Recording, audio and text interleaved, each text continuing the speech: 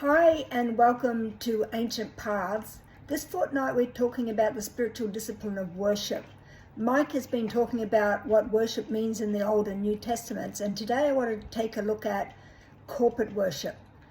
An interesting thing about the New Testament writings is that most places where the word you is used, it's not directed at an individual, but it's plural. In Australia, it would be yous, meaning more than one person, and generally speaking to a whole community of believers. In America, it would be you all, or you guys. In Koine Greek, the language the New Testament was written in, su is singular, and haimes is plural for you. So, for example, does Paul say to the Philippians, he who began a good work in you, one person, or does he say, he who began a good work in you guys, the church, will bring it through to completion? It is in fact addressed to you guys. It's the plural you. And in 1 Corinthians 3:16, Paul writes, don't you know that you are God's temple and that God's Spirit dwells in you? And in the Greek it says, don't you know that you guys, the plural, are God's temple and that God's Spirit dwells in you guys as a community. It's true that God calls us, transforms us, dwells in us individually, but much of the New Testament is addressed to congregations or groups of believers.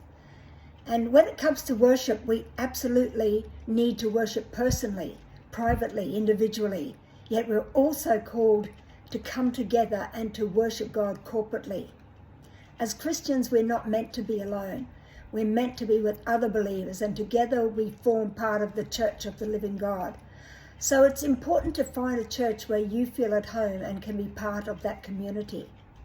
And corporate worship of God isn't just about singing psalms and hymns and spiritual songs to the Lord, though this is part of worship. Worship, as defined in the New Testament, is many things. Mike mentioned yesterday the Apostle Paul calling the Corinthian church to offer their bodies as living sacrifices, holy and pleasing to God. And he says, this is your reasonable act of worship. Obedience is also worship.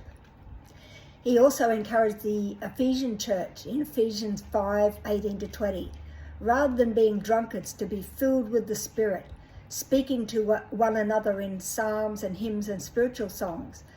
He encouraged them to sing and make music in their hearts to the Lord, always giving thanks to God the Father for everything in the name of Jesus Christ the Lord. Corporate worship can take on numerous forms, such as public prayers, singing, music, testimonies, observing ordinances such as baptism and the Lord's table, praying for one another, preaching, teaching, confessing faults to one another, spiritual words of prophecy or encouragement, and so on. I love to worship God alone in my secret place, but I also love to worship God together with other believers. And both are essential for our spiritual well-being and growth. We do better together. We fellowship, we encourage one another, share what God is doing, pray for one another. And as Paul says in Hebrews 10:25, let us hold unswervingly to the hope we profess, for he who promised is faithful. And let us consider how we may spur one another on toward love and good works, not giving up meeting together as some are in the habit of doing, but encouraging one another, and all the more as the day approaches. So let's do that. When we meet together with God's people, let's encourage one another and spur one another on to good works.